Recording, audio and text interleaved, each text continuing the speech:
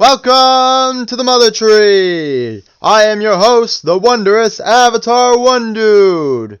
On today's episode, I will be showcasing the different bases built into our sweet mother. Hey, it's me from the future. I know what you're thinking. Who is this scrub talking about a tree? So let me explain. It all started a little while ago. I was losing a game very badly against a good friend of mine. Let's call him Carl. So Carl says, "You know, you wouldn't be losing this bad if you were a YouTuber." I said back to him, I could totally be a YouTuber. And after many long hours of talking and arguing with myself, as any sane person would be doing, I decided to prove both Carl and myself wrong, and thus the tree was born. Okay, now you're all caught up, so enjoy your video. Okay, so I'm not planning on completely showing off all the bells and whistles on everybody's base, because then they'd have nothing left to show for themselves. But I will do a quick walkthrough, and I will show off the community areas, starting with the lobby. So you come in here, and this is where all the beginning Minecraft players come. You can see all the beds set up. We have furnaces, beds, and apparently copper ore berry bushes. Thank you. Next, if we continue over here, you'll see the coal chute. We have the grand staircase, but that takes a little while since the tree goes to the build limit. So we have the coal chute instead for easy access to get mostly down the tree, but up the tree too. We have slime blocks so nobody dies. But if we continue up the coal chute, we'll find the house owned by none other than Aiden and Liam. They're technically the owners of the server, by the way. But they're like the literal Minecraft representation of Gordon Ramsay. Hey, it's me again. Sorry to keep interrupting your video. I know you want to see our tree so badly. But I thought I made a copyright boo-boo by mentioning Gordon Ramsay's name. But I looked it up, and apparently you can't copyright names, short phrases, or titles. Apparently you can't copyright fashion either, which that one I thought was a little weird. But in that case, yabba dabba doo! Back to the video for you! But as you can see, their base is beginning to take shape. They got like their storage over here, their machines, their smeltery, the little farm over there. Then over here, if you come up the stairs, it looks like they're trying to build some sort of helipad. But I think it's about time we move on. Next up is the house of Simon. As you can see here, he's got rails on the ground. He claims they're for decoration, but I think he's just lazy. But if you come over here, you can see that he's trying to corner the enchanting market, given the enchantment table right here. And if you come around back here, we got the secret enchanter room. That's where the real business happens. You see, I'm now realizing that I probably should have shown people's houses from top to bottom rather than bottom to top. It probably would have been a little bit easier, especially in that part. But up here's Felipe's house. He decided to make his house on the very outskirts of the tree for some reason. And his hallway is very long and only 1 block tall and 1 block wide, so it takes a little while to come down here, but oh, he made a little sign. But down the stairs, ow, ow, ow, ow, ow, ow. It was at that moment that everything went dark. I hit my head too hard on the ceiling. I woke up many hours later, figured out what I was supposed to be doing, and continued giving the tour. Glad that's finally over, but as you can see, his house is still under construction. It's not as advanced as some of the others on the server so far. Again, probably should have done top to bottom rather than bottom to top, but next up is Gil's house. He just moved in, so as you can see here, he ain't got much. He's got a couple tables here, he's got a pattern chest, but he's a good guy. So if we continue all the way up to the top, you'll see our portal hub. And, I guess somebody took a chunk of obsidian out of that one. That's alright, it doesn't need it. But right over here, up the leafy staircase of freedom we got here, goes all the way up to the top of the tree. And this is the route to Jillian's house. As you can see, her and Felipe think very similar. They both like having their houses on the edge of the tree. They both like making long, winding paths. They both have the long staircases that go down to their house. However, it kind of seems that Jillian's learned from Philippe's mistake. She has stairs on her staircase. She doesn't hit her head on the way down. So there's no getting knocked out this time when trying to record a video. She seems to have all the upgrades. Alright, now that we're down here, you can see she has a much better view than some of the other houses on the server. An interesting choice for the floor and walls too. It feels like I'm in an animal pen, but Not like one of those crap animal pens, like one of those high class ones. But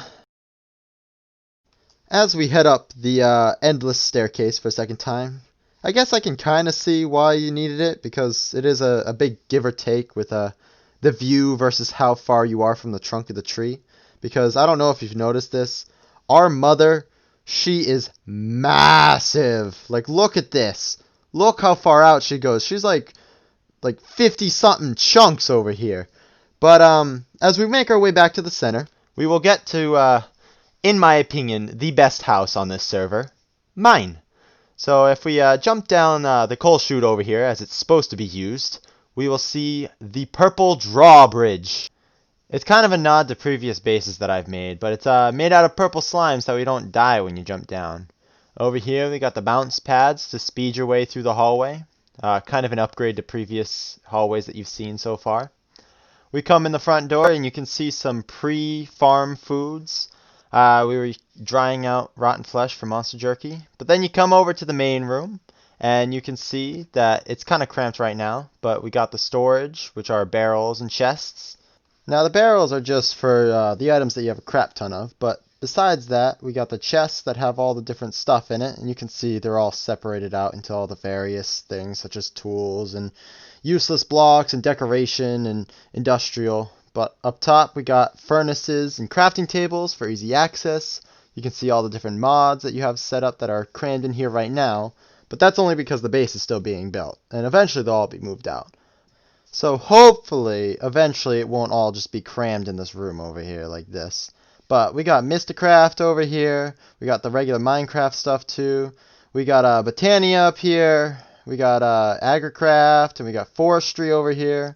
We got blood magic and extra utilities, some Thaumcraft stuff, and some other miscellaneous mods over here like Ender.io and other forestry stuff that didn't fit over there. And of course, as every beginning base needs, a mighty smeltery.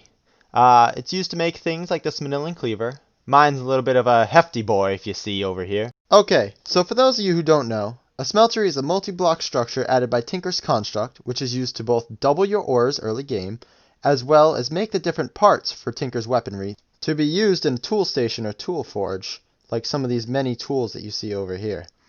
But if we continue over here, across this little bridge, you can see my farm area. It's newly set up, so it's not all tilled yet, but we're starting to grow some beginning food sources and material sources.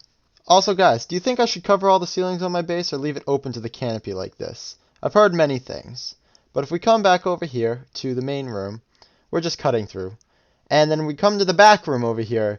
This is going to be the machinery room. As you can see, I already have a few things set up. I have some basic power over here being distributed to this portion of the base. I have a few basic machines. And what I actually have powering the base, if you can see under here, it's actually an infinite charcoal generator.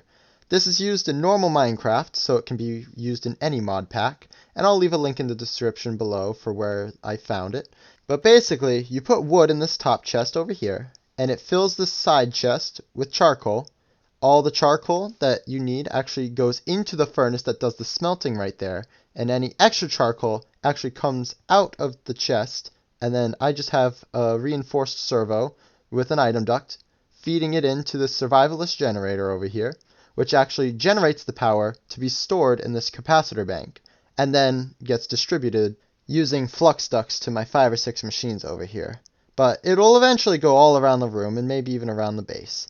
But what I have over here is an immersive engineering coke oven, which it's a multi-block structure, as you can see.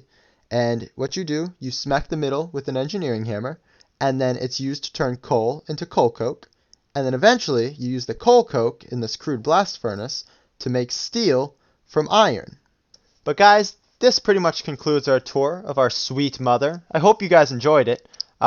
If you guys have any questions about anything that I'm using or any other mods or blocks, I would be happy to upload a tutorial or something along the lines of that, clarifying what I've done.